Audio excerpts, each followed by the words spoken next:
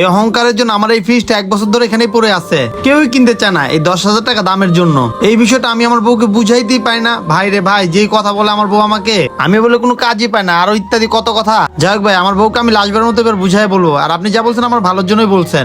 আমি আজকেই ফ্রিজটা সেল দিব। ভাই কত টাকা দেবেন বলেন? ভাই আমি তো 8,000 টাকা বলছিলাম, এখন 5,000 টাকা আছে, দিয়া দে। আর 3,000 টাকা বেতন পাইলে দিয়া যাবনি। আচ্ছা ভাই ঠিক আছে, কিন্তু 3,000 টাকা দিবেন তো? আপনাকে তো আমি চিনি না। ভাই আমার বাসাটা হইলো ওই যে মরহুমের বাড়িটা।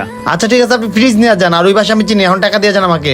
ভাই আপনি এখানে থাকেন, আমি টাকাটা নিয়ে আসতেছি। আচ্ছা ঠিক আছে, আমি ওই দোকানে আছি, আপনি টাকা নিয়ে এসে ফোন দিয়েন। বাবা, আমরা এই ফ্রিজটা কিনে ফেলছি। হ্যাঁ বাবা, ফ্রিজটা আজকে আমাদের। ভাই আপনি খুশি হয়েছেন তো? আপনাকে অনেক ধন্যবাদ, আজকে ফ্রিজটা আপনার জন্য কিনা হলো। এটা আমার কর্তব্য ছিল ভাই, মানুষ হিসেবে। তাহলে আমি চলে গেলাম। চলো বাসায় চলো, আমার বন্ধু বান্ধব সবাইকে বলবো। আচ্ছা চলো বাবা।